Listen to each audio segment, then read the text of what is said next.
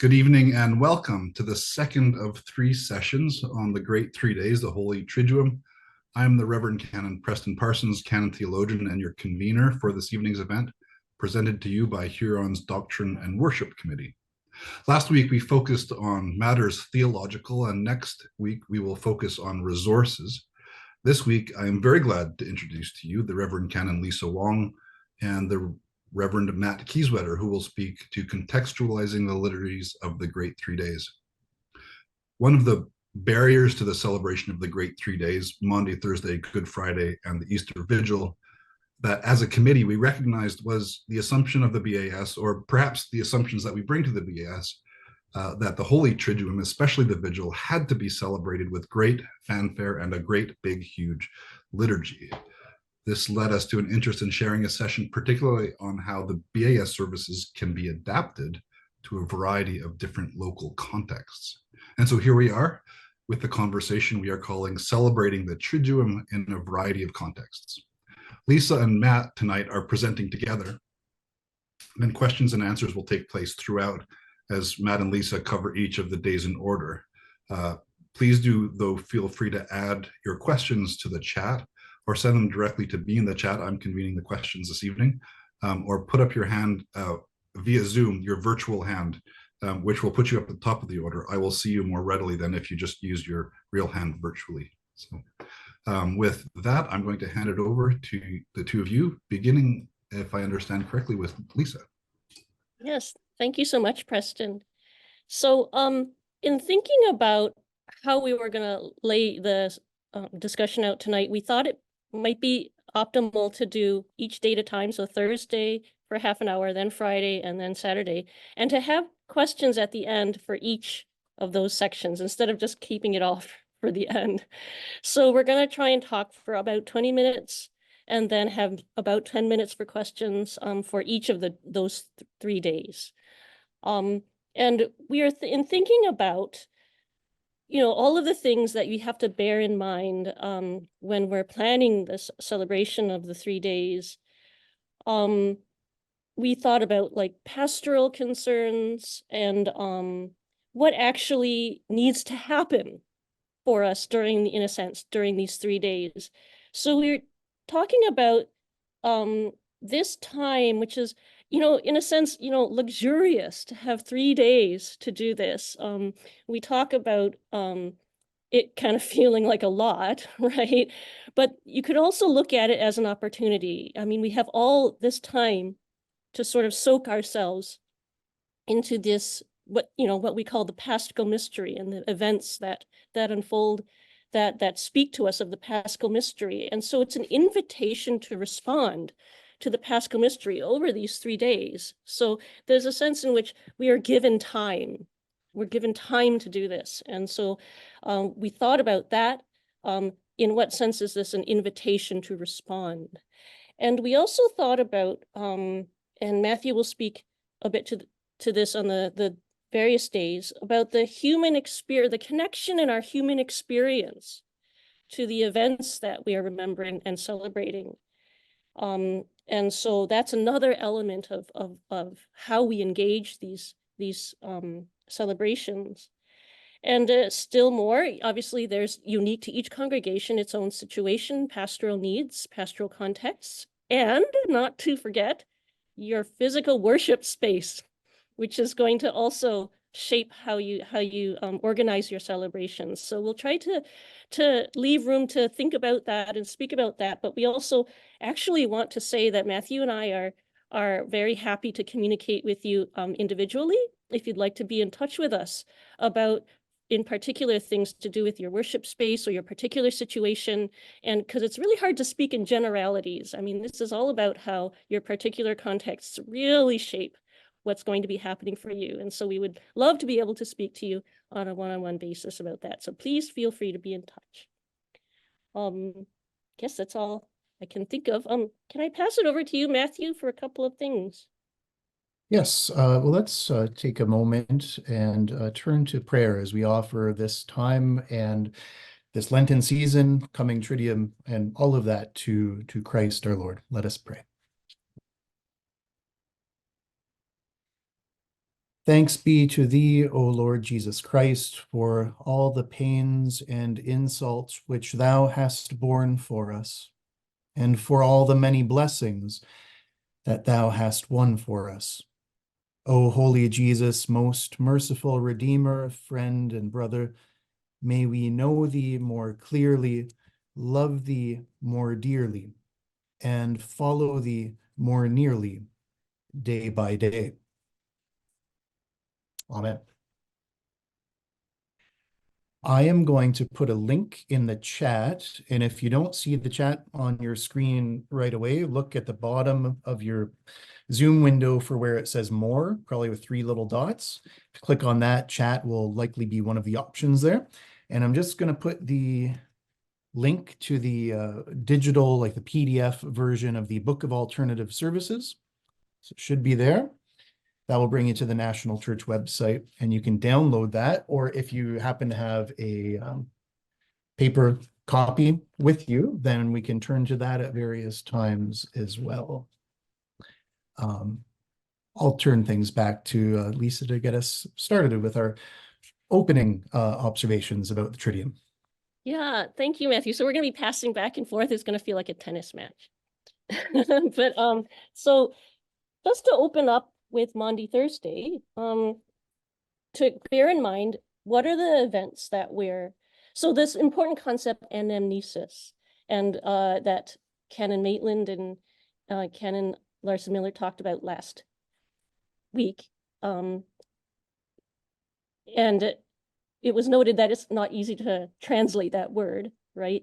But remembrancing, I think I'm just going to use remembering to be quick. So these events that we're remembering, we're commemorating the Last Supper, the agony in the Garden of Gethsemane, the betrayal and arrest and abandonment of Christ. So these are the events that occur on Thursday that the liturgy focuses on, and in various ways. So we'll be looking at all those things. And those all contain various sort of connection points to our own human experience. Matthew, do you want to speak to that briefly? Yeah, when I think about Maundy Thursday, I think about how in the Last Supper and Jesus bringing his followers together and that intimate gathering, I think of Christian friendship, Christian community.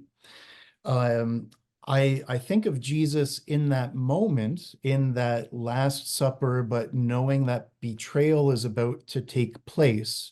And so I think about sitting there in that moment of togetherness, but also sitting with like this weight of anxiety. Like I in my mind, you can hear like a pin drop around that table at certain points.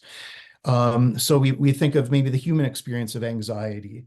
We think of the human experience of loyalty, but also of, again, betrayal, including betrayal by those who are maybe most dear to us. We think of Jesus who then goes out to the garden and is in agony, in a spiritual sort of crisis. We think of our relationship with God and going to God in prayer in times of most need. We think of how our relationship of God, God in the warm times, but also how our relationship with God might be shaped or defined by those difficult times. We also think of our experience of the Eucharist and how Maundy Thursday is so connected to the Eucharist. So those just might be some pieces to bring something from 2,000 years ago into present human experience. Also, maybe those are things that one might touch on homiletically in the service. Thank you, Matthew. So we're just actually going to walk through the service and paying particular attention to those little red printed points, the rubrics that are trying to give us hints about what we could do, what are some of our options, right? So we're starting out with the Liturgy of the Word on pages 304 to 305. And obviously these readings are going to focus on the events of that night. And depending on what year you're doing, and also depending on whether you do what we call the mandatum, or the foot washing, You may be focusing on simply the institution of the Eucharist in the readings. So all the earlier part of the readings will all focus on that. But in year 8 and one of the years, year B, I think this year, the gospel will focus on the washing of the feet of the disciples. But that's the focus there of that liturgy of the word. And then very quickly we're moving into the option, which, so that's one thing to note here. It's that it's optional. You don't have to do it, okay? Is the washing of what they call washing of feet, or formerly it's called mandatum, where we get our word Maundy Thursday, meaning just commandment, the new commandment. So it's one of these things that invites us to respond to what Jesus is doing. So it's a ritual that invites us to respond to Jesus, right? And particularly when he says to Peter, unless I wash you, you have no part with me, right? So it's a sign of our willingness both to receive grace and to serve others, right? And there's lots of options about how you can do this. And it's one of those things that requires a lot of planning too. So the rubrics are saying that you can have a general invitation. Anybody that wants to come up can do that. Or you can have what they call representatives. So that's when you arranged ahead of time for people to do this, and you can set out chairs for people. I've seen it done sort of, it all depends on your worship space again, right? If you've got a chancel, I've seen people put the chairs in front of the choir stalls, if those are still there, or I've seen people put it in front of a communion rail if they have that kind of space, or in the crossing. It's somewhere where it's visible and central, right? So there's those kinds of options. And there's also the question of the setup you need. You're going to want a basin, you're going to want towels, you're going to want to debrief all people ahead of time if this is new to them about what you're going to be doing. So it requires a lot of organization, obviously, and a lot of planning. There are certain hymns that are traditional to use. One of them is 553 from the Common Praise Hymnal. And that's pretty easy. It can be carried on by a congregation without having to worry about looking at the words in the hymnal. So and it can also go on for any length of time because it's a sort of Taizé style chant. It's not going to end before you run out of time and things like that. There's practical considerations like you probably want to remove, for clergy, you want to remove your vestments for this procedure, for this ritual, down to your alb usually.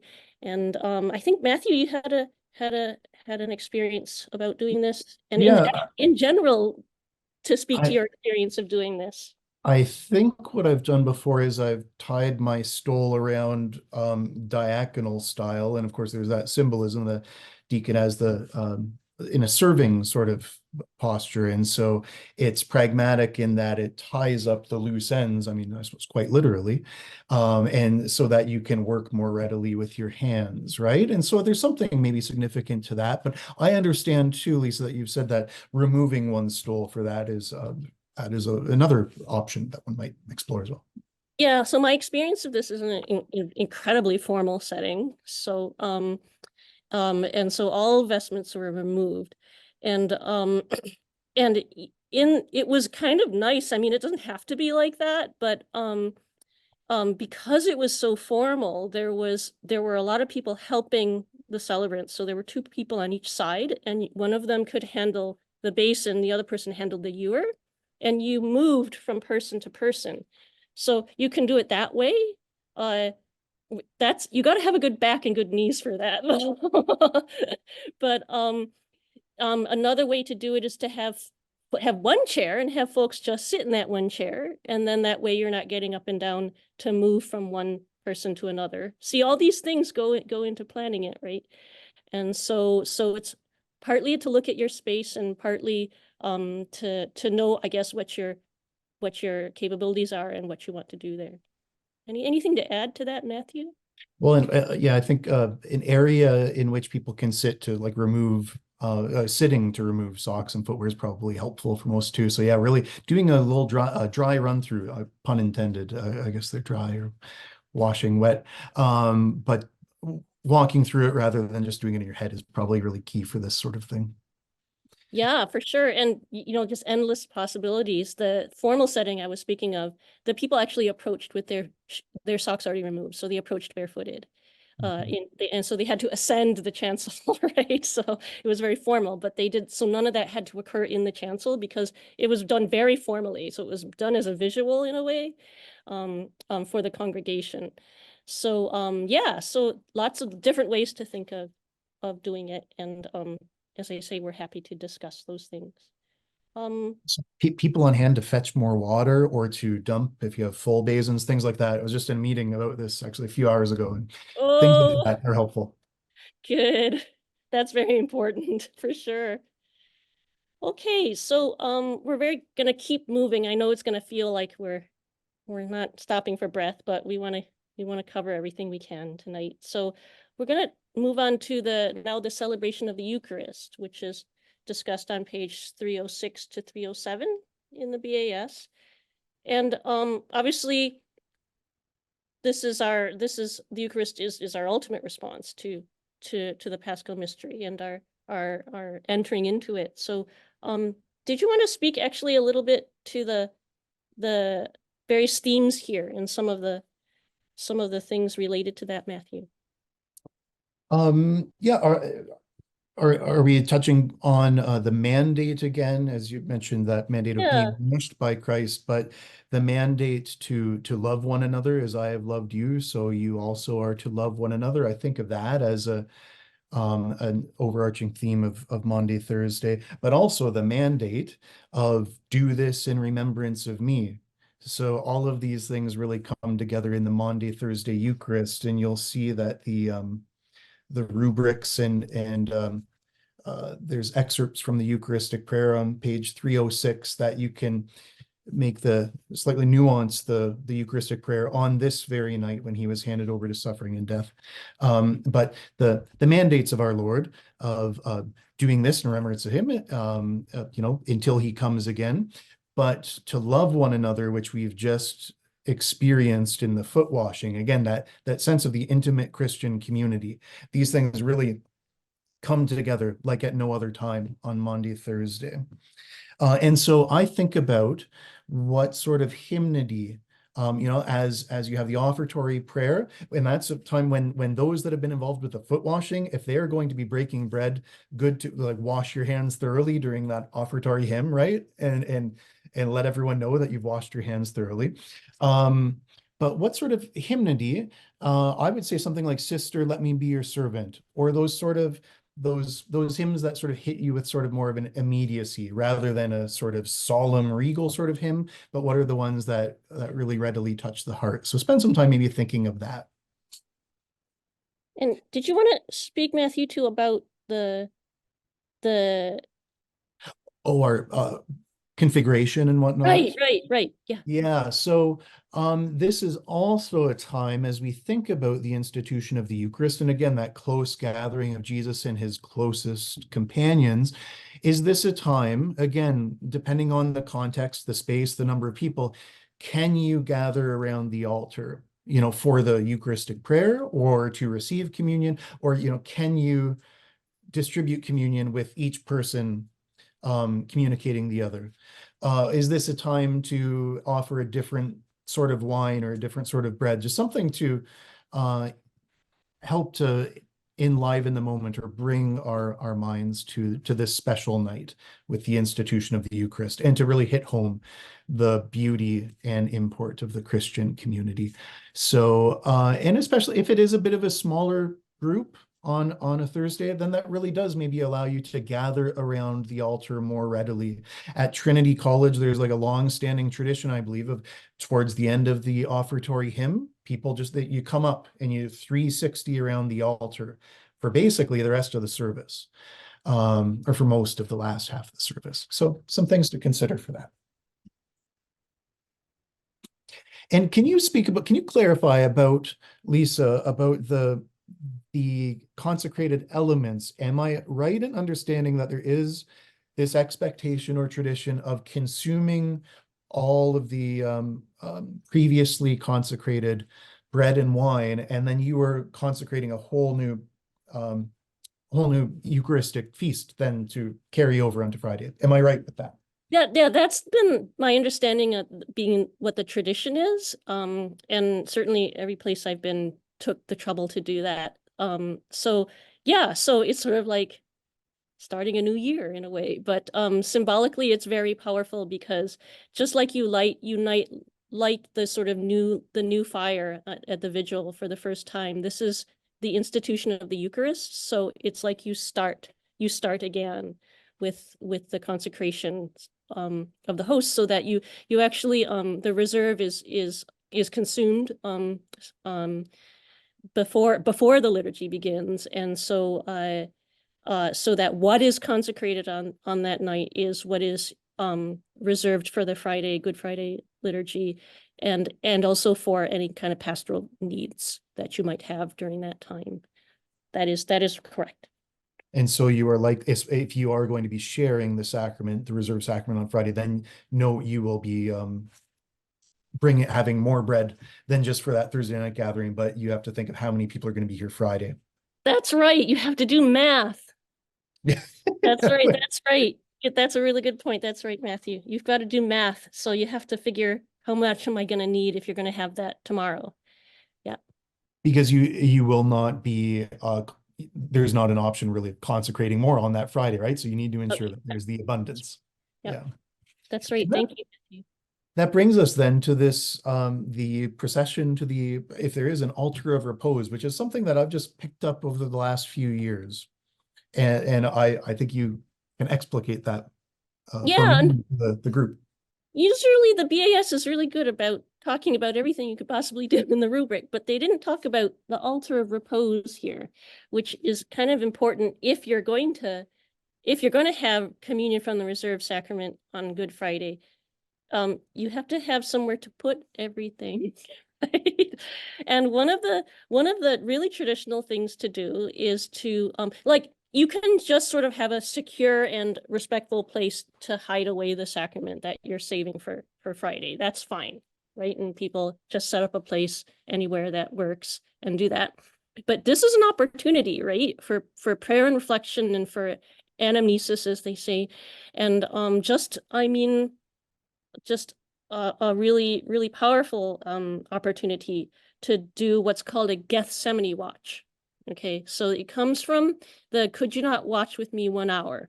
that Jesus says to the disciples. And so the answer for us is supposed to be, sure, I think we could manage that 1 hour. That's okay. And so the practice is, if you're going to have, especially if you're going to have communion on Friday, you have to repose the reserved sacrament in a place in which it can be accompanied with prayer and meditation. So we call that the altar of repose. Okay. And I'll say a little bit more about the Gethsemane watch in a little bit, and we're already running out of time. I knew that would happen. So but the altar of repose, it's quite traditional too, after you finish communion, to just take a minute to formally process the reserved sacrament to an altar of repose. So if you have a side altar in your church, that's perfect, like a little chapel. If you don't, you can set one up, right? And you want to do this like ahead of time, so make sure it's ready by the time you get to that point. Some candles, maybe some flowers if you like it. It's just to make it respectful and a place of welcoming prayer, right? And so it's very traditional to use hymn number 50 from Common Praise for the procession, hymn number 50. And just kind of, if you have taper bearers, like some acolytes with the taper bearers, it would be great to just accompany you as you bring the sacrament over to that altar, and just very respectfully repose there. You don't have to have a monstrance, okay? You can just keep the sacrament in a ciborium, and if you have a covered urn, whatever you want to do, just something respectful and secure, right? And just have it there where people can pray, and make sure you have some either chairs or kneelers or something so that people can pray there.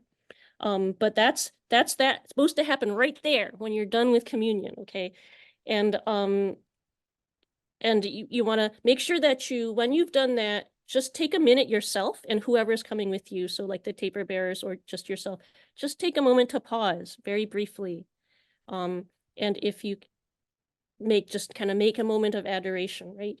And then you're going to go back, because then here's the part at the end that the rubrics mention about the stripping of the altars is all optional. Don't forget, all this is optional, okay? You don't have to do this. You can just end with the communion and then you're done, okay?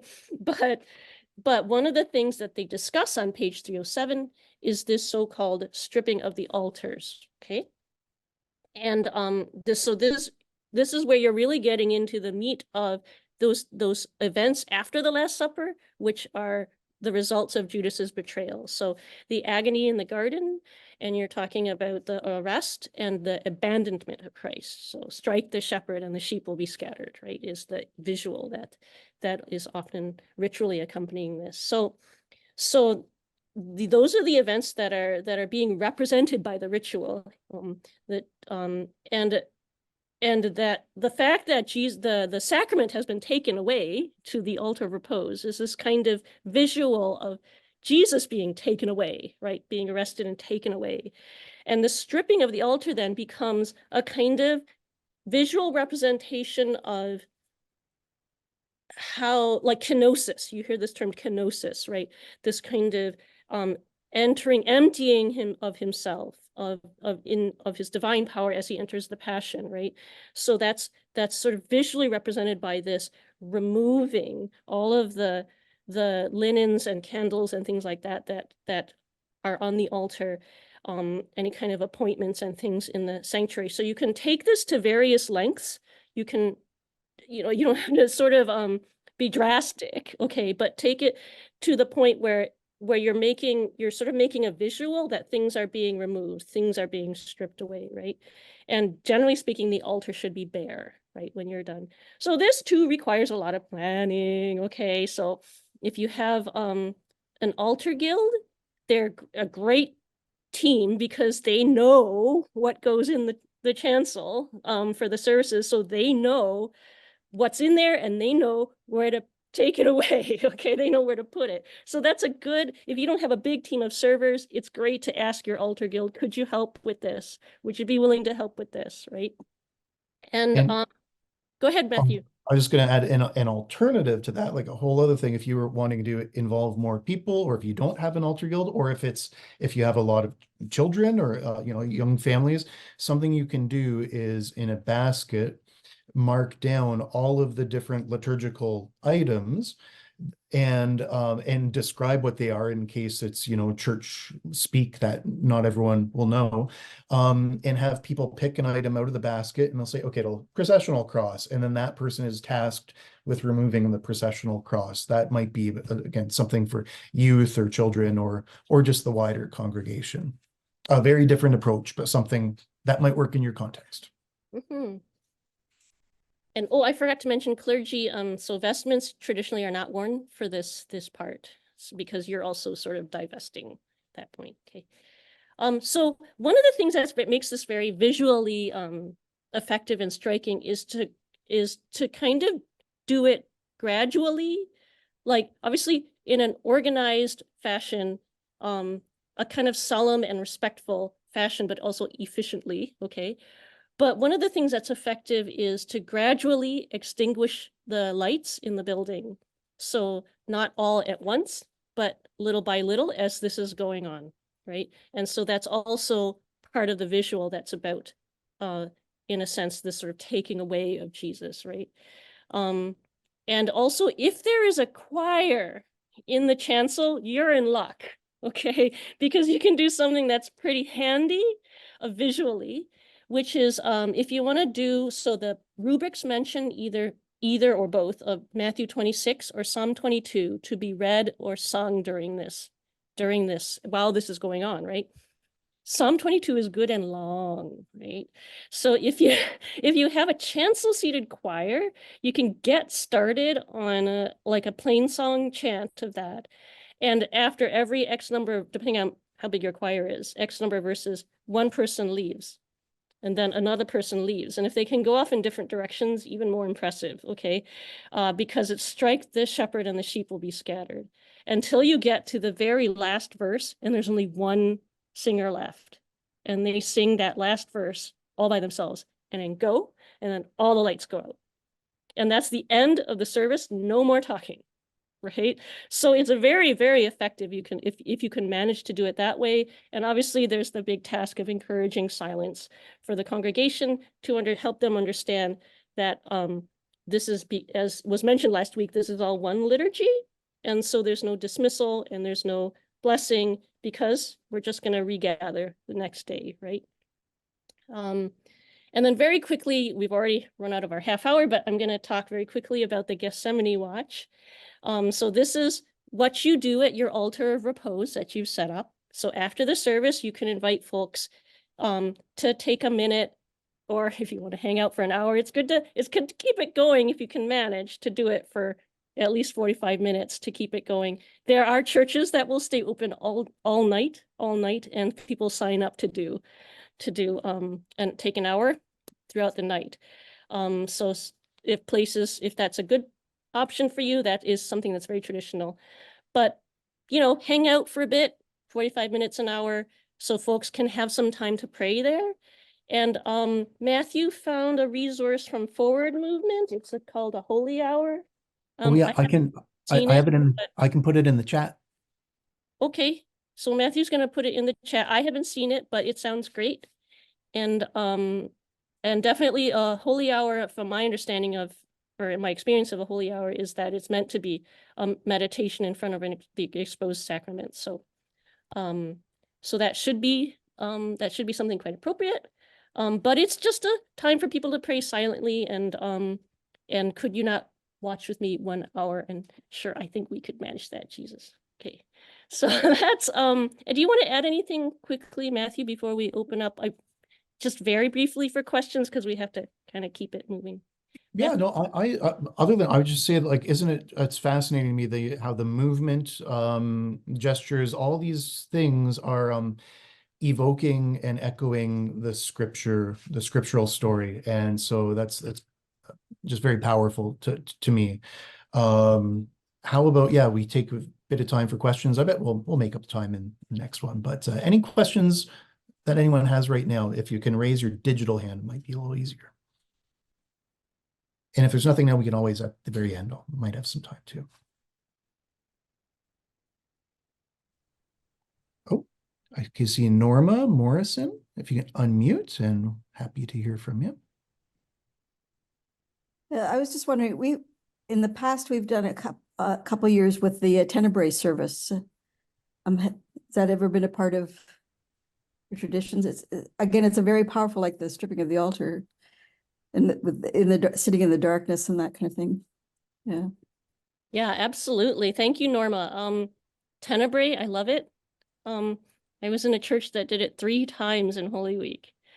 So it actually technically is the night office for the Triduum in the Western Rite, and it's very beautiful, as Norma can tell you. So it takes the form of the office, right? So it's in addition to the Maundy Thursday Mass, right? Service. So, but it's great to do it. Traditionally, it was done on Wednesday night, Thursday night, after the Maundy Thursday service, and then Friday night. But nowadays they've come up with like versions that kind of compress the 3 into like one service. So then you could do it whenever works for you during the week. Anybody who's done that before could probably speak to that as well. But very, very beautiful service. And it does remind you, you're right, Norma, about that aspect of the stripping of the altars, because the lights are gradually extinguished. The candles are gradually extinguished as you go along through the Psalms. So it's a very beautiful, beautiful service. Thank you. Margaret. I was actually going to add a couple of things that I've done in the past on the Maundy Thursday one, which was on the foot washing. that there's a statement in the invitation in the BAS on page 305 that says, remember his admonition that what is done by you is also what is done for you is done by by you to others. And actually done the foot washing. So I've only actually ever washed the feet of one person, and then move that on. They get to wash the feet of the next person.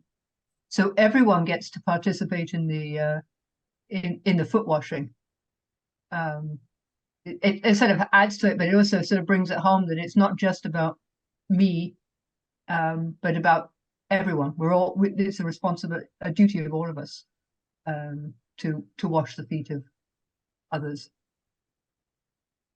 Yeah, and I sought permission a few years ago from when Archbishop Belinda was our bishop of the same thing, and she it certainly did give permission for that. And yeah, to me, the text says that you would do this for one another, that this love would, cascade out. So yeah, I totally see what you're saying. So I mean, it works. It needs a little bit of. It doesn't necessarily work so well the first year, but as people get more used to it, they become more comfortable with it. But it's something that might be worth trying. And the other one that was introduced to us only a few years ago, but I found has been very effective, is once this altar has been stripped, that it's actually washed. Excellent job for a deacon, but for anybody, whether it's altar guild or anyone else, it's that sort of final step on the cleaning. The stripping is to actually take it one step further and sort of wash it of all of last year is now gone, including the dust and the crumbs and everything. So I think it's added certainly to our service. We've now incorporated it on a regular basis. So some other thoughts of pieces that people could add, or something simple to add to existing practices. Yeah, and Margaret, that's very traditional. It was traditionally done with water and wine, which always made me think, what's that going to do to the finish? But it was, yeah, and even like a branch of hyssop and things like that. So it was actually very much part of the ritual in times past. Yeah. Oh, thank you. Yeah. Anything to add, Matthew, before we barrel onwards? No, let's barrel onwards into the Friday, page 308. And isn't to say if we actually manage somehow to have time at the end, you could ask some more questions about Thursday. Okay. Okay, Friday. So our commemoration of the crucifixion, Matthew, could you speak to the human experience connection points? Yeah, so as like kenosis, so the like emptying out of power, the loss of agency. We think at Good Friday, think of the mobs or the groups, the institutions, those who hold power and authority. Think of utter horror and violence, like the worst of human inclination and behavior.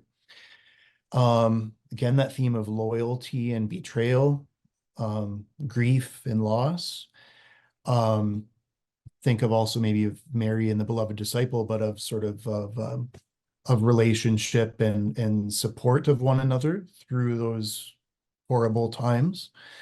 But yeah, certainly just the love of God for us, that God would experience the worst of humanity and the worst of human experience. I mean, it's a profound day that goes beyond words.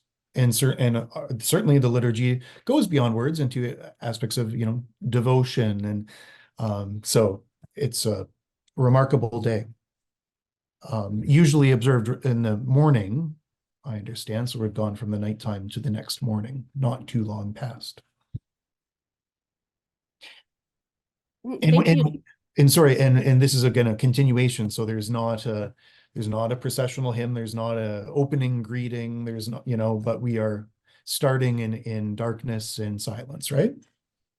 Yes, that's right, Matthew. So how we talked about, that with the darkening of the lights and the stripping of the altars and that. So you enter into a church in which the lights are still off, and you maintain the silence that was begun from the night before.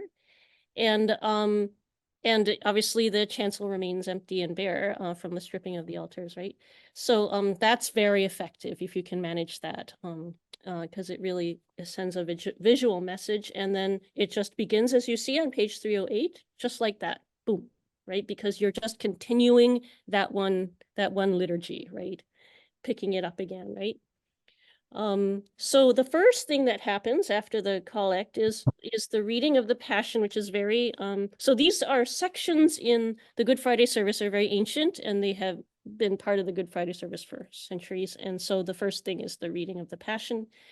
And this was a really important and powerful point, I thought, that was made last week by Canon Maitland about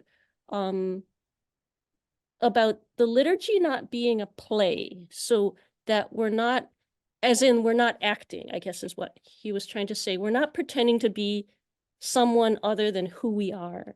Rather, the liturgy enables us to be more and more who we are, right? And I thought, wow, that's a really, really important point here when we think about reading the Passion. First and foremost, it's a proclamation of the gospel. And so it's about what are we going to do that will help us to listen and to listen deeply to what's being said, right? And one of the things that has been recommended is actually this kind of, you can have a sequential reading. And that's something that I've experienced in a very formal setting, but I know, Matthew, you have another experience of it, and also you sort of came to that through a really interesting process of reflection. Could you speak to that a little? Yeah. So I think for me I was thinking of the how the CBC in the wintertime, they do those productions of Dickens' A Christmas Carol. And the way they do this is not exactly like that, but I think it was in the back of my head, but it's divided up into several staves or several like parts, as in chunks of text. And there's one reader, and then the second reader, and the third, and then the fourth. And so I've just downloaded the biblical text from like BibleGateway.com, put it into a Word document or Pages document, and then sort of color coded it by, like sections about this big, and divided it into 3 or 4 readers. So it's not characters talking, but you have these 3 or 4 strong readers in different parts of the worship space. And it moves from one to the other in a way that it can just and then decide, it takes some time, like when is a good moment to change from one reader to the other. Like the text just sort of hints, I think, at where there's good hinge points. And one thing that worked really well for us, or we've done it a few different ways, but you can have maybe a line from the hymn that maybe you'll go into a hymn after the reading, and so you can just hint at that hymn at certain moments. Or what we did last year is, I think our pianist used a haunting line from a Nick Cave song, and he would hit that at various points, hinge points in the reading or between readers. And it was just haunting, that interplay between the music and the changing readers. So that's very different from moving from, like 10 different characters. It's a slower processing of it, I think. Yeah, I think that there's a lot of different ways, thank you, Matthew, to kind of facilitate listening, like deep listening, really contemplation in a sense, right? There was, I think there's also like a refrain, like a chant that can be also used sort of to punctuate her listening, that kind of thing. And I think that these kinds of resources are going to be discussed more fully next week, but there's a lot of options for that kind of thing, which facilitates our deep listening of the Passion, which is part of our anamnesis, right? Our remembrancing of this event of the crucifixion, right? Okay, and then the next piece that's of the liturgy, page 309, is the solemn intercession.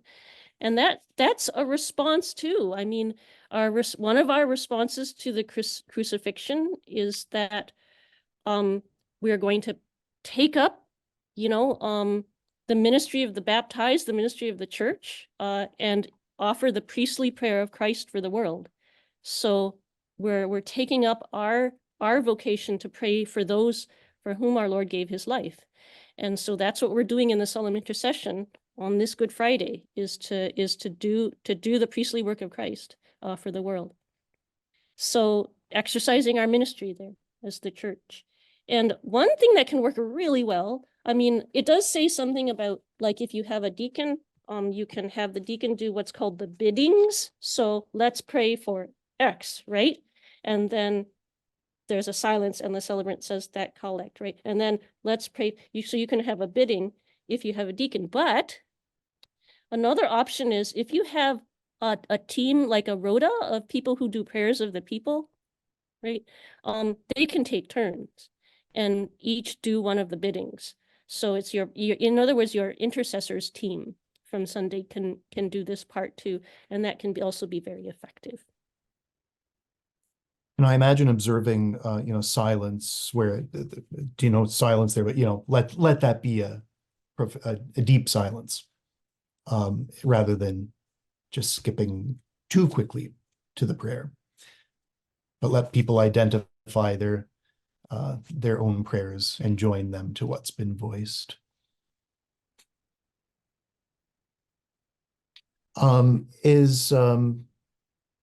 I suppose sort of what you're saying here is like, what is the human response? What are we called to do when confronted by both the love and the horror at the cross? And the human response, the Christian response, is to pray.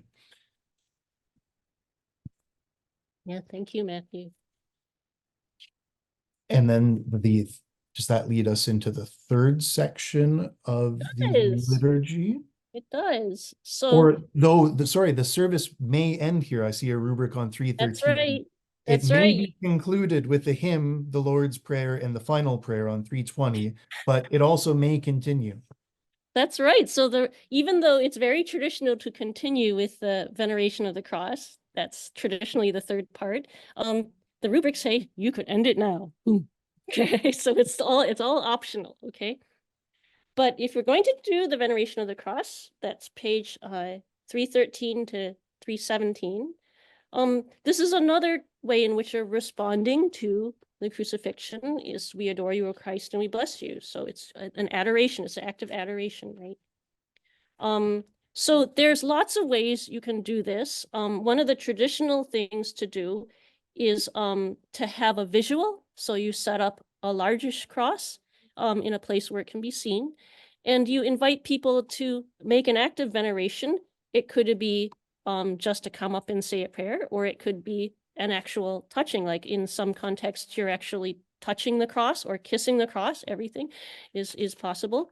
So do you want to talk about your own experience, Matthew, with this?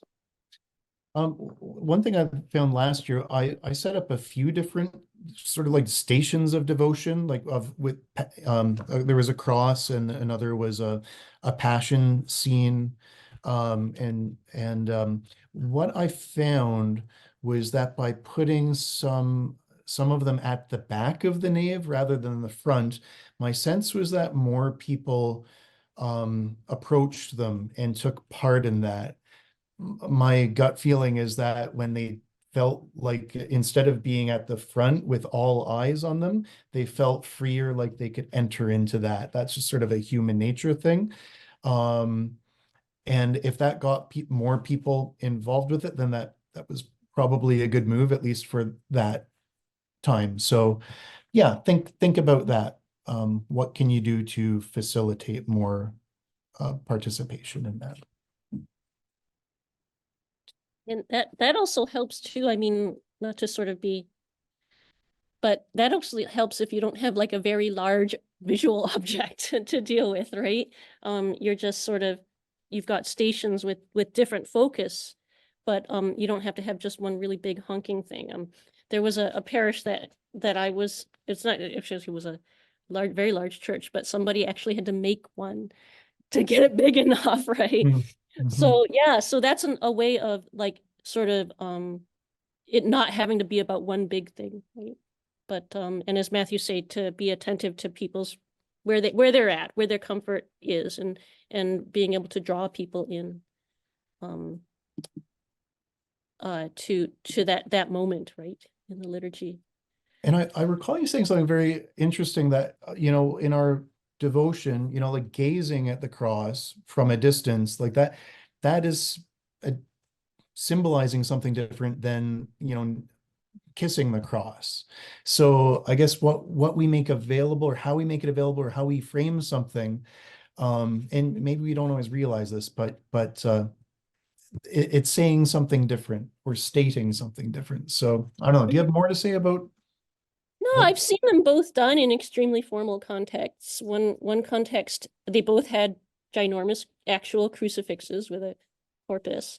And in one context, they set it up at the high altar, and everyone had to come up like you were coming up for communion and kneel at the communion rail, but you didn't touch the crucifix, right? So it was a visual, and it was a place to say prayer. Another place I was in, like I said, a carpenter made an enormous plain cross and propped it up on the chancel steps, and people would come and just like touch it, and say a prayer. And then finally, there was the good old-fashioned kneel and kiss the feet of Jesus. So, so that's another very traditional way to express this gesture of veneration. So there's lots of different ways, and then obviously Matthew is talking about his stations, right? Different ways to approach this moment. So it bears some thinking and planning, right? About and kind of figuring out where people are at in your congregation and what their language is, what their worship language is, in a way, right? That's one of the key things for planning worship, is to figure out what their love language is, right? And speaking of which, there's all these anthems, air quotes, anthems that they have starting on page 314, okay? And the anthem 1, called the reproaches in English, improperia in Latin, is very traditional and also very alarming if you take it out of context, okay? So one of the things that gives this a text like this meaning is that it's done in conjunction with the gesture of veneration. So is it nothing to you, all you who pass by? I mean, it looks like this. On the text, it looks like this finger shaking moment from God, right? Is it nothing to you, all you who pass by? Well, what is our answer? No, it's not nothing to us. Here we are, and we're venerating the cross. So our response is, look and see. We are looking and seeing, right? So it's our response to what's called the reproaches is adoration, right? So we're giving a positive response through these to these questions that are from the Old Testament, right? So that's what makes that understandable. Otherwise, it's sort of confusing, right? So you're saying the veneration and the anthem ideally go together They rather go than together. being It gives it separate meaning. things. Yep, that's right. Right. And then there's all these other options, number 2, number 3, number 4, okay? And obviously this Trisagion, the Holy God, is very familiar to folks from the Common Praise setting, so it's easy to do that refrain, okay? There's also musical settings of all of these things that can be done by a choir. They're going to talk about that next week, okay? And did you want to say, oh no, you already said that, okay. Oh, so the end of it is traditional to close the veneration with the hymn 185 from Common Praise. That's traditional, but obviously that's just something that was done anciently, okay? Sing my tongue the glorious battle. Yeah, and then Crux Fidelis, the faithful cross above all other. That's it's one of the last refrains in there. Okay, so now it's time for communion. We're trying to move quickly, people, so I'm sorry about that. But page 317 to 319, also optional. Okay, so it's not required to do this at all. But if you choose to do so, there's you have the reserved sacrament from Maundy Thursday, and so they're saying you spread your linen and you have your Our Father, and you continue there. So the altar is still relatively bare, so you're just putting on a little corporal you're not redressing the altar or anything like that. So you're just having a little corporal and some candle, like maybe a couple of candles, like kind of thing. So if you had an altar of repose, now's the time to have a nice little solemn procession to retrieve the sacrament from the altar of repose. And it is traditional to use either hymn 186 or 187 for that. 186 or 187, that's the tradition. To move the sacrament from the altar of repose to the main altar, okay? And again, communion being our response to what is being given to us on the cross, right? And then you just simply conclude after communion with the collect. Boom, done. Nothing after that, because it's not the end. You still have another day, right? This is only one part of the liturgy, so you don't have a big conclusion. You don't end with another hymn. It's just you're done with that prayer. I think that's on page 320. And then so there's a prayer after communion, and then service ends with the following prayer: no blessing, no dismissal, right? And you're maintaining that silence because you're still in that liturgy, right? Do you want to any extra notes, Matthew, before we take questions? I mean, it's been a heavy and emotive time, and so people might want or need to sort of sit and process for a bit, or might want to, continue in prayer. So maybe making the space available. But I heard from someone in my parish that said it would be good if we could, in the leaflet or something, say the worship space will be we will maintain silence in the worship space. If you would like to talk, please gather in the parish hall, just so that you're not having neighbors catching up while other people are continuing their prayers, right? So maintain that sacred space. And I think that hits the Good Friday liturgy. Was there anything that we missed, Lisa, or did we cover most of it? Think of anything. Any questions quickly before we get started on day 3? Gilles?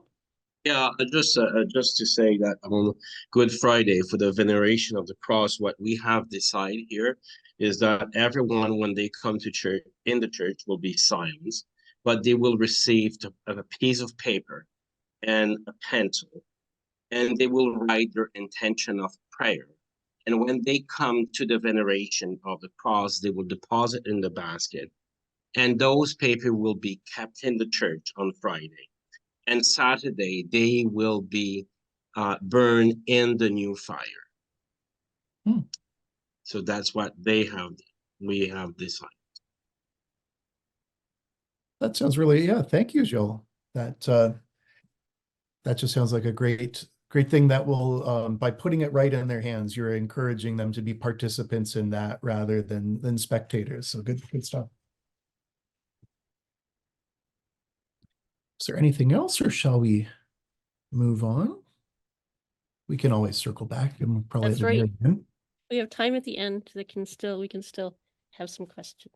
And before we jump to Saturday night, we were just going to make one brief pit stop, as it were, to Holy Saturday morning. And there is a very brief entry on page 320 of the BAS. And so this is not part of the great 3-day liturgy, but if I have, I think more than once, held morning prayer on Holy Saturday, and we get about a dozen or so people.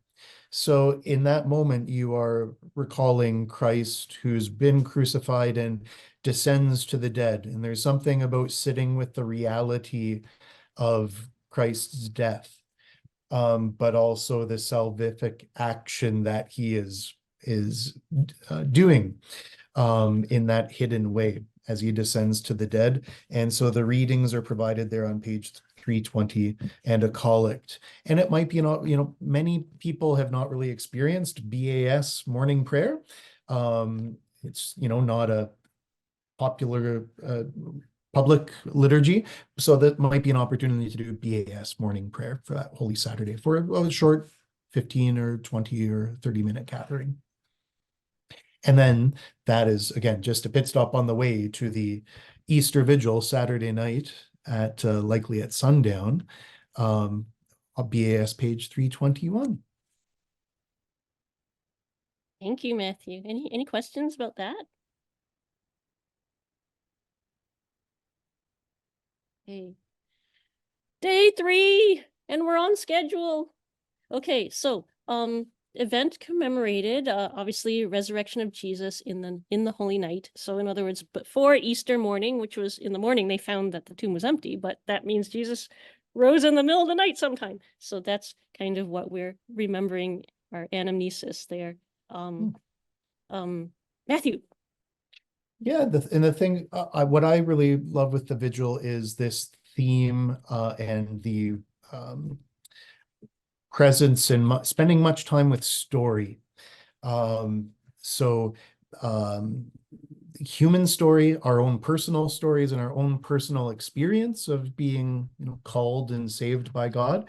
But we think about also how all the stories we have in our Bible, like they were, think of oral tradition, how stories are commended from one generation to another, from one person to another. Think of like those who experienced the resurrection, passing word along. And we think, especially with fire being another element of the Easter Vigil, think about how people tell stories around a fire, and how in many cultures and places and throughout time, that was the norm. That is how you commend your story and how you form future generations. And so we sit for an extended period of time with our stories of God coming to us, in which then, the crescendo is in the resurrection, but there's of course stories of the Exodus, of being saved in various ways. So, and darkness and light, new life, thinking of baptism, water, and so lots of remarkable things are undergirding and suffusing the Easter Vigil. Thank you, Matthew. So, those lights you turned off on Thursday, they're still off. And obviously the silence that begun on Thursday night is still maintained. So for the beginning of the vigil, because we're still in this one liturgy, and that's part of what we do then. If you were with us last week, you saw this really neat diagram that was shared of Portsmouth Cathedral, and which showed the 4 sections of this worship space coinciding with these 4 sections of the vigil liturgy, which is the service of light, the liturgy of the word, the baptismal promises, or the baptism, and the Eucharist, right? So it was shown these 4 parts coincided with that 4 sections. So it's just a reminder, think about how we can use our space during this very rich and very meaningful liturgy. Yeah, so service, so let's start with service of lights. That's page 322 to 24. Matthew. Yeah, so in my parish of St. Andrews in Kitchener, there has been a history of fire. I think when they were constructing the building back in the 40s, and then in the 1980s, there were a couple of fires. And so that's just a reminder that whenever fire is involved, know where your fire extinguishers are. Make sure that you're doing things in a safe way. So just be careful if you're lighting anything on fire. Especially anything bigger than a regular church candle. And so as Lisa was just saying, you've got, this is a 4-part liturgy, and it's beginning with the service of light, it's beginning with fire, and you don't have to do all 4 parts of the liturgy in the same place, because that's the way it's always been done, but maybe you can do each part in a different place. And especially if your church has been on fire before, you might want to put the bonfire, away from the building.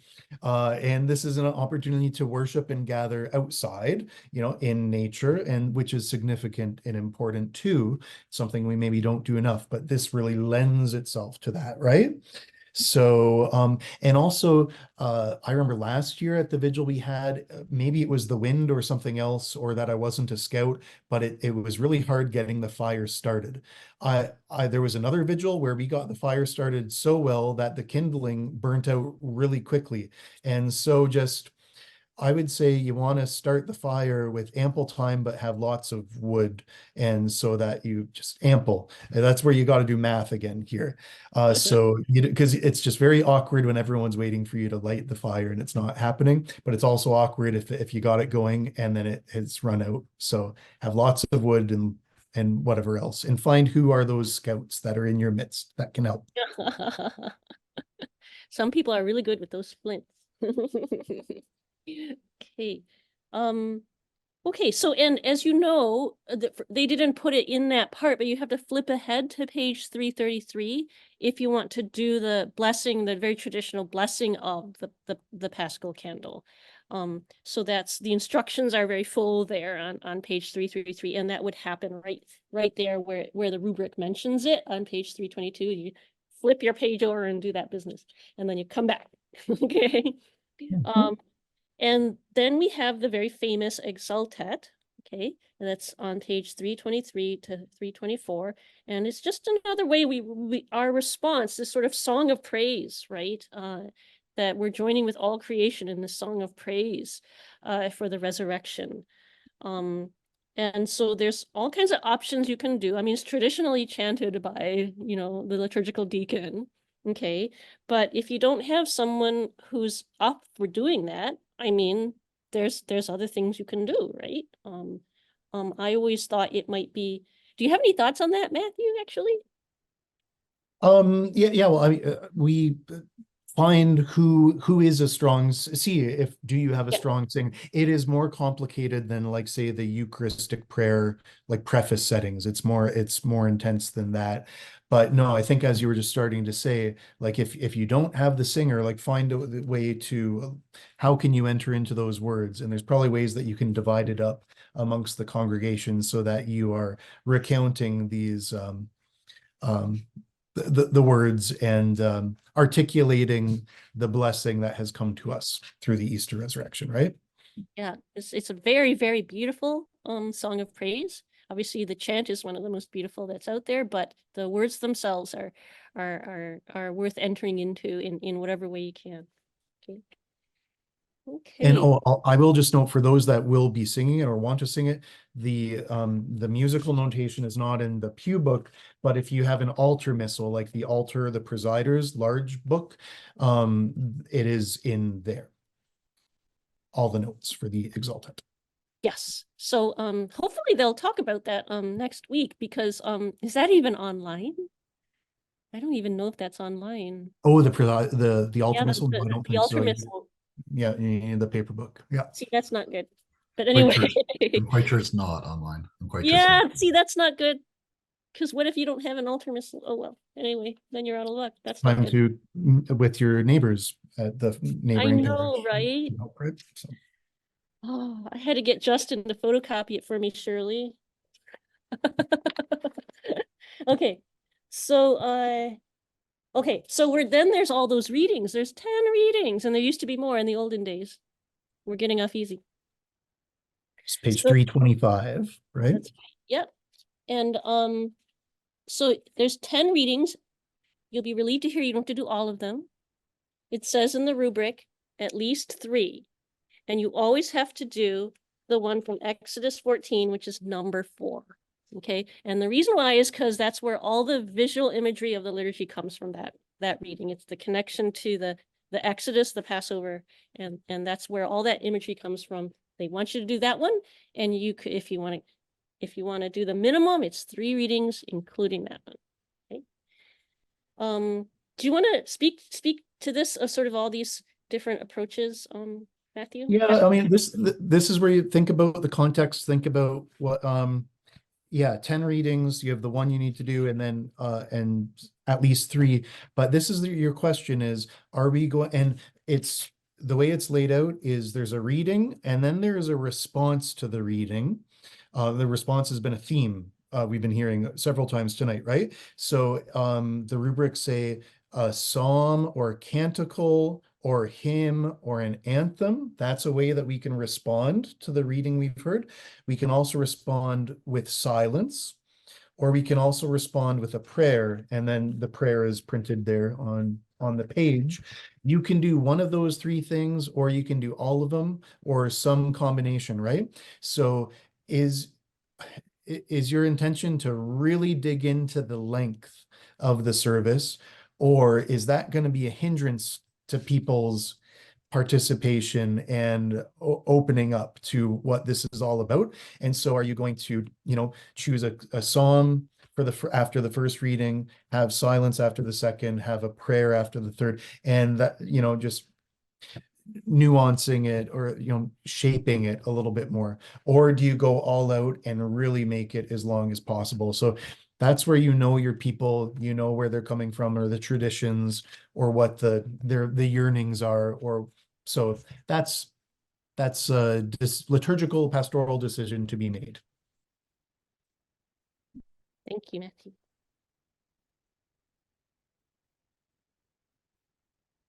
And eventually, as we get through, and again, this is like, think of us, we're telling our stories as a community, by fire of the Paschal candle, we eventually get to the point where it transitions from those readings to the Gloria, and then the epistle, and then the resurrection story, right? So do we then get to turn our lights on and perhaps tapers, maybe individual tapers for these readings might also help evoke some of that candlelit storytelling as well.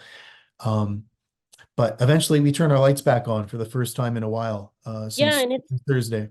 That's a super dramatic moment, is when the Gloria is sung for the first time since we got rid of it in Lent.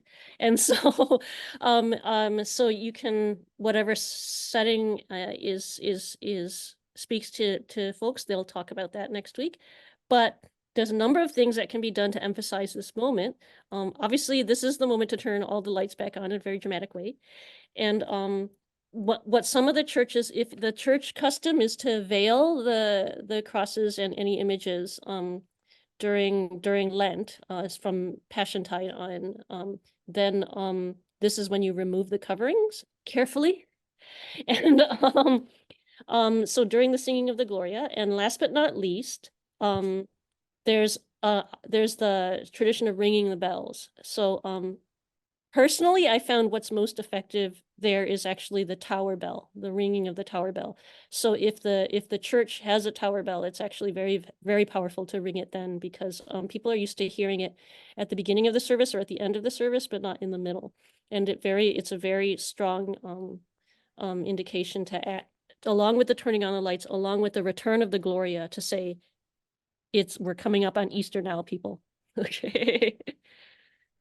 And I would say that I know there is a tradition of sometimes with little handbells or kind of jingle bells, which may or may not be everyone's taste, but I find sometimes we're shy, even, you're given a noisemaker, but people are very tentative with it. And we've just been doing a whole bunch of deep listening. And so maybe to shake people out of that, maybe this is a time for a procession, like dare I say, like liturgical dance sort of thing, where you get people up and you move around, and that might just really help undergird that we are moving from this sort of from darkness to light, from tentativeness to exuberance.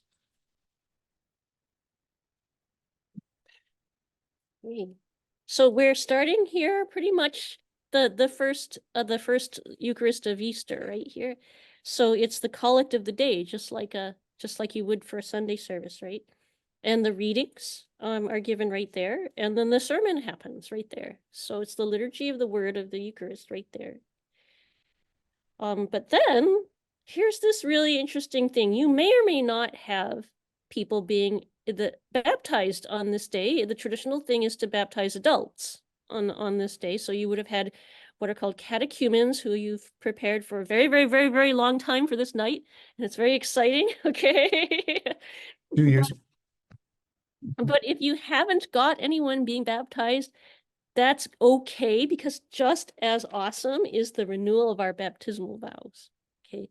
And so this is yet another of our responses to the Paschal mystery, is really to say, yes, we're willing to follow Jesus, right? And so we have this on page 330 to 332, and don't forget, the older copies don't have the vow that's about the integrity of creation, so you have to make sure you get that one in. That was added later. And one of the things that's traditional to do, well, where did it go? Oh no, we have this blessing of the water first. I jumped ahead, okay. One of the things that's traditional to do is to have a procession to the font so that we can do that blessing of the water that's there on page 330.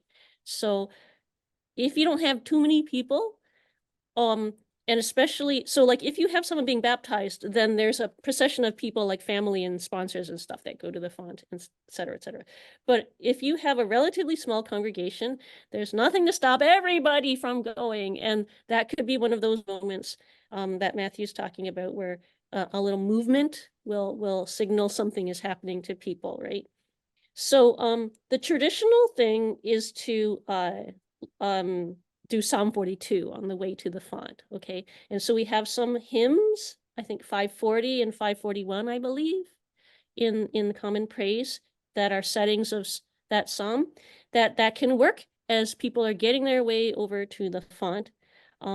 It's just a great way to get everybody over to that. And also you're bringing the candle there. Don't forget your Paschal candle, okay? Is going to the font with you, okay?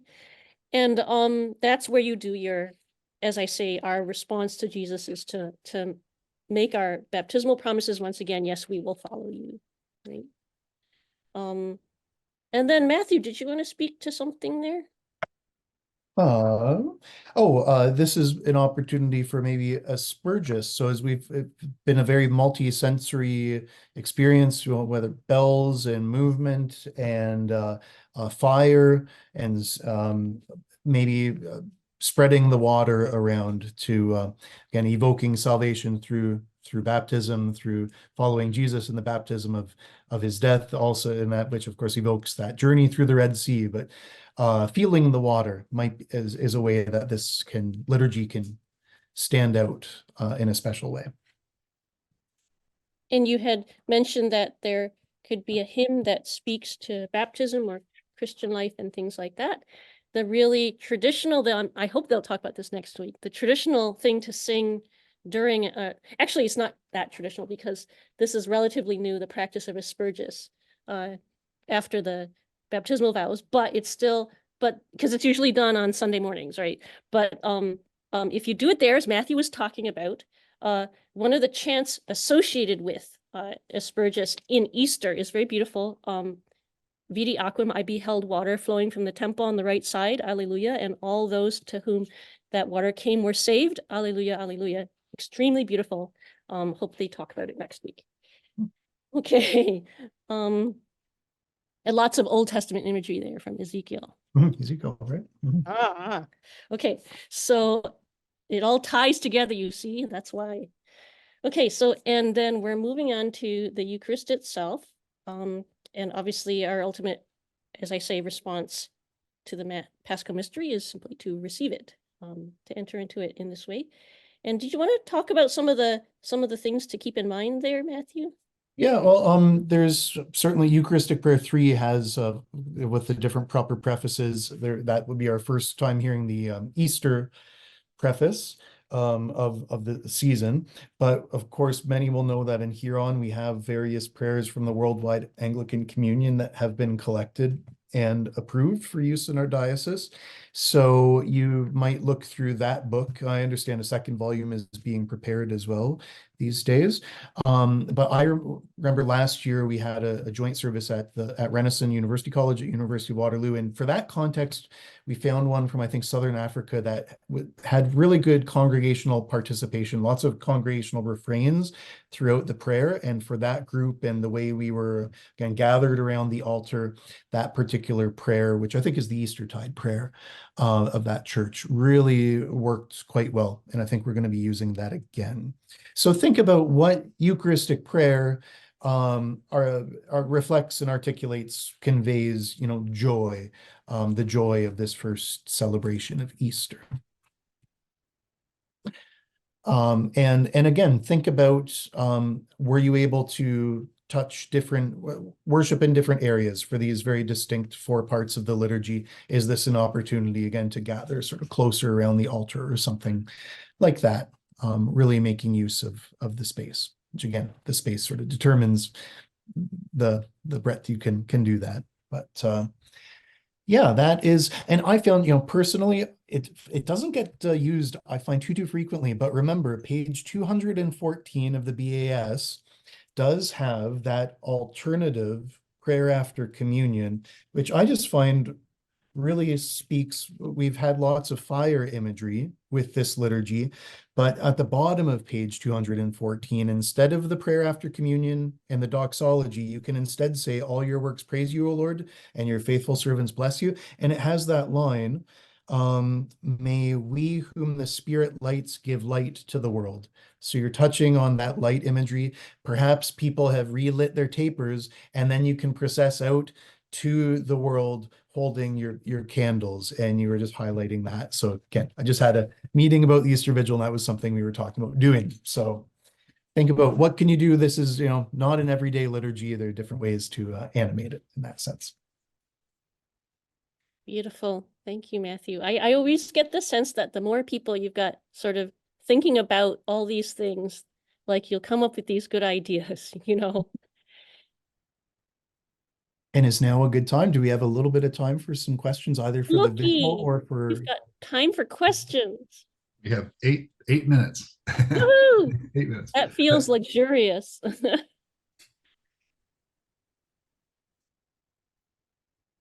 I think you said earlier you're willing to entertain some questions on all varieties of the whole of the Triduum together, Of not course. just the Vigil at this point. Yeah. That's right. So it looks like Gilles has raised his hand here.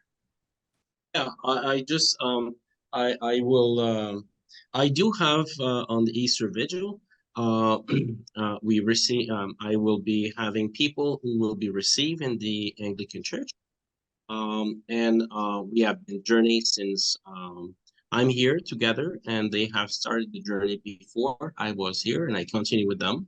So they will be received in the communion of the Anglican Church. And I also have baptism. Okay. So I was wondering if I can either have a conversation with these up in Matthew separately, so I don't take all the time tonight, and to go to make sure that everything is in the right place and in the right order to. Perfect. Yeah, absolutely. I'd love to have that conversation. And so let's connect. I've had experience of having having to, you have to sort them out but the baptism and confirmation, just confirmation and renewal of baptismal vows and receiving into the communion, all in the same service, right? But you have to sort them out, and the BAS will give you different ways of doing each one sort of in their own sections. So yeah, we'll definitely have a conversation. Is already already planned, but I just want to double check that it's all okay. And we last week at the end of the meeting there was a conversation about the church who will not have the opportunity to have the service on Easter Vigil. Okay, some churches will not have the Easter Vigil services.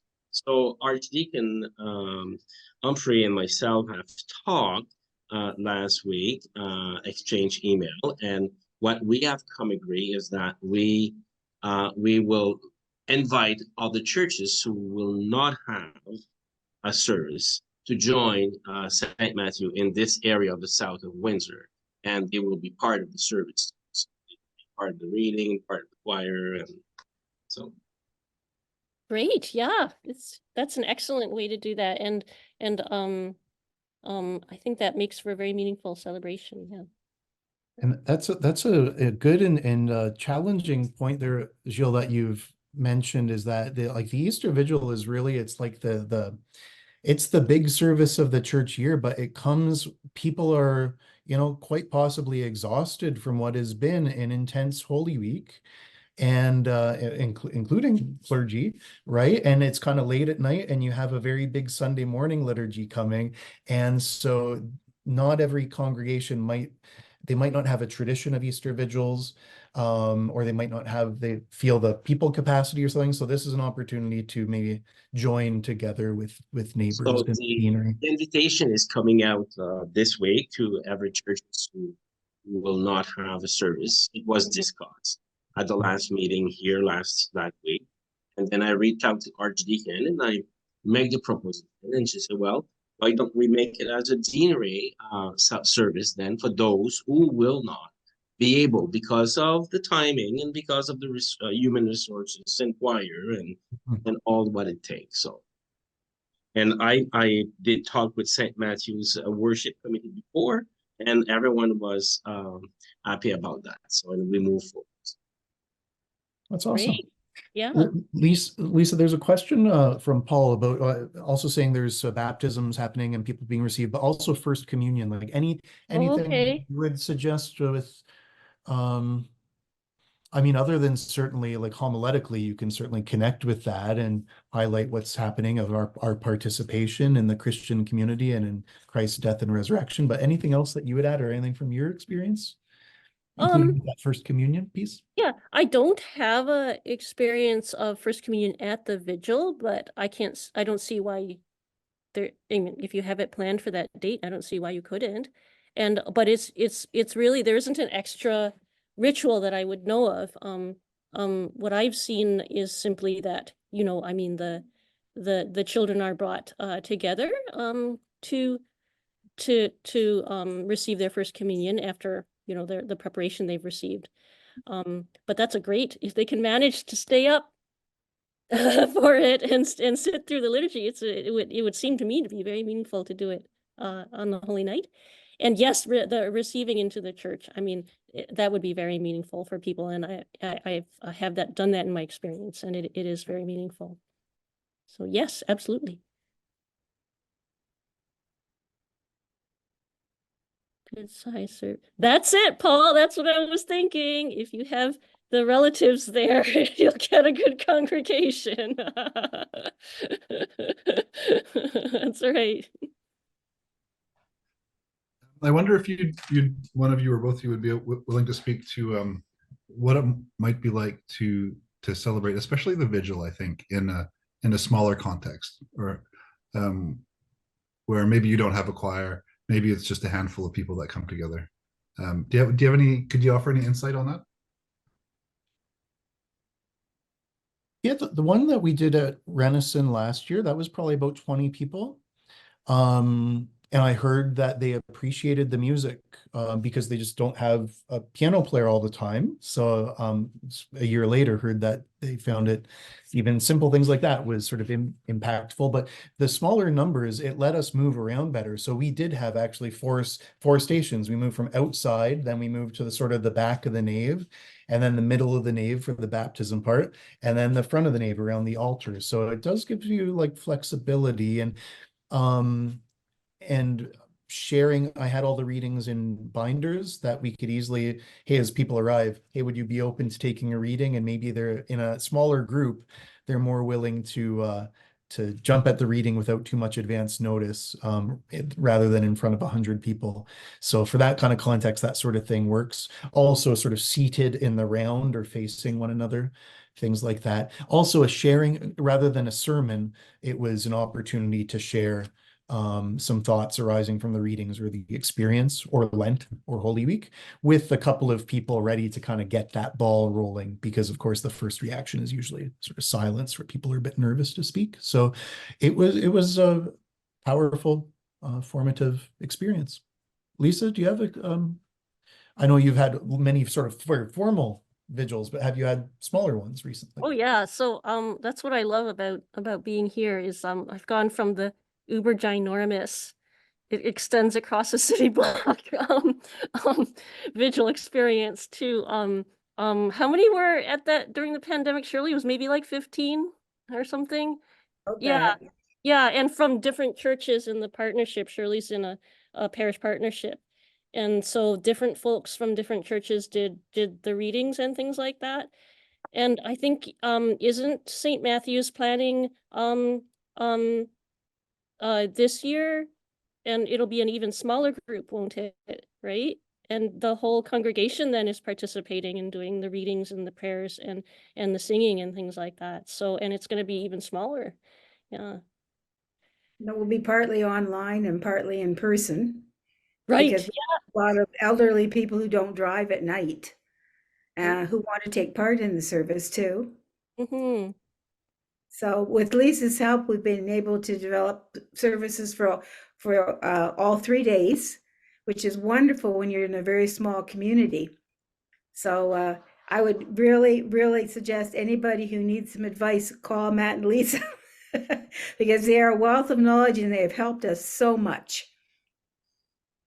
Great. Well, thanks, Shirley. Actually, that's a good way to begin our ending here. And that's just to say that Matt and Lisa both said that if you want to get in touch with them directly, further conversations could be had. Some of those conversations might also take place next week as we talk more about resources, as these two are very closely linked, obviously, the practice and then the resources to help you put those our ideas into practice.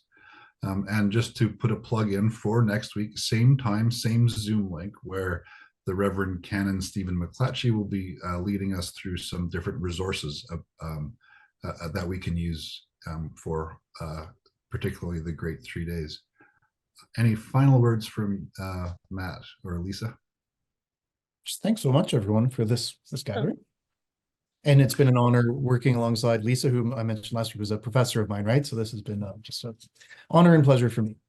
And for me too, Matthew, thank you. And everyone have fun.